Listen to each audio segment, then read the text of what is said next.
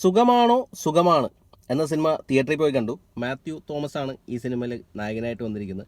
അപ്പോൾ സിനിമ എങ്ങനെയാണെന്ന് വെച്ച് കഴിഞ്ഞാൽ ഒരു ആവറേജ് മൂവി ആയിട്ടാണ് എനിക്ക് തോന്നിയത്. ഈ സിനിമ സംവിധാനം ചെയ്തിരിക്കുന്നത് അരുൺലാൽ രാമചന്ദ്രനാണ്. സിനിമയുടെ ഒരു ബേസിക് പ്ലോട്ട് എന്ന് പറഞ്ഞു കഴിഞ്ഞാൽ ഒരു ഒറ്റപ്പെട്ട് ജീവിക്കുന്ന ഒരു യുവാവ്, അതാണ് നമ്മുടെ നായകൻ. അപ്പോൾ ആ നായകൻ്റെ ജീവിതത്തിൽ ആകസ്മികമായിട്ട് കുറച്ച് അതിഥികൾ കയറി വരികയാണ്. അതും നോർമൽ അതിഥികളല്ല, ആത്മാക്കളാണ്.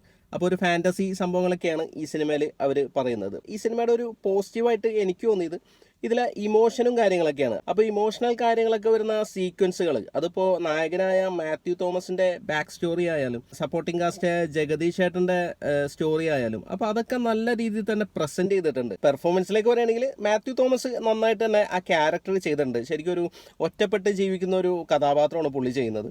പുള്ളിയുടെ ആ ഇമോഷൻസും സംഭവങ്ങളൊക്കെ നന്നായിട്ട് തന്നെ സിനിമയിൽ പ്രസൻറ്റും ചെയ്തിട്ടുണ്ട്. പുള്ളി നന്നായിട്ട് തന്നെ ആക്റ്റും ചെയ്തിട്ടുണ്ട്. അത് ചെറിയ ചെറിയ സട്ടിലായിട്ടുള്ള ഭാവങ്ങളും കാര്യങ്ങളൊക്കെ ആയിട്ട് നല്ല രീതിയിൽ തന്നെ മാത്യു തോമസ് ആ കഥാപാത്രം സ്ക്രീനിൽ പ്രസൻറ്റ് ചെയ്തിട്ടുണ്ട്. പിന്നെ എടുത്തു പറയേണ്ട ഒരു പെർഫോമൻസ് പറഞ്ഞാൽ ജഗദീഷേൻ്റെയാണ്.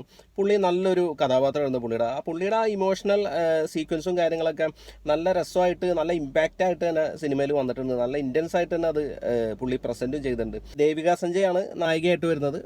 ഒരു വെറൈറ്റി ഒരു കഥാപാത്രമാണ്. അപ്പോൾ അത് നന്നായിട്ട് തന്നെ പുള്ളിക്കാരത്തി ചെയ്തിട്ടുണ്ട്. നോബി മാർക്കോസ് ഉണ്ട്, സ്ഫടികൻ ജോർജ്, അബിൻ ബിനോ, മണിക്കുട്ടൻ എന്നിവരൊക്കെയാണ് ബാക്കി സിനിമയിലുള്ള മറ്റ് താരങ്ങൾ. അപ്പോൾ സിനിമയുടെ ഒരു പ്രശ്നമായിട്ട് എനിക്ക് തോന്നിയത് ഇവർ പറയാൻ ഉദ്ദേശിക്കുന്ന ഇമോഷനും കാര്യങ്ങളൊക്കെ സിനിമയിൽ ഭംഗിയായിട്ട് തന്നെ പ്രസൻറ്റ് ചെയ്തിട്ടുണ്ട്. പക്ഷേ ഓവറോൾ സിനിമ മൊത്തത്തിൽ എടുത്തു നോക്കുമ്പോൾ ആ ഒരു ഇമ്പാക്റ്റ് കിട്ടിയില്ല. നമ്മൾ സിനിമ കണ്ടുകൊണ്ടിരിക്കുമ്പോൾ നമുക്കൊരു എൻഗേജ്മെൻറ്റ് വേണമല്ലോ. സിനിമ തുടങ്ങി അങ്ങനെ നോർമൽ രീതിയിൽ അങ്ങനെ പോയി അവസാനം സിനിമ എൻഡ് ആവുന്നു.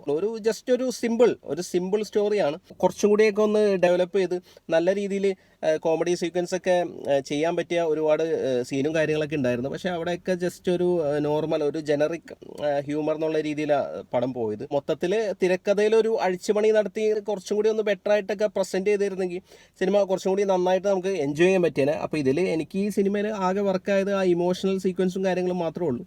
ബാക്കി ജസ്റ്റ് ഒരു ഓക്കെ വാച്ച് ഒന്ന് കണ്ടിരിക്കാം എന്നുള്ളൊരു രീതിയിൽ മാത്രമേ എനിക്ക് അനുഭവപ്പെട്ടുള്ളൂ. അപ്പോൾ നിങ്ങൾ ഈ സിനിമ കണ്ടിട്ടുണ്ടെങ്കിൽ നിങ്ങളുടെ അഭിപ്രായം ഒന്ന് കമൻറ്റ് ചെയ്യാം.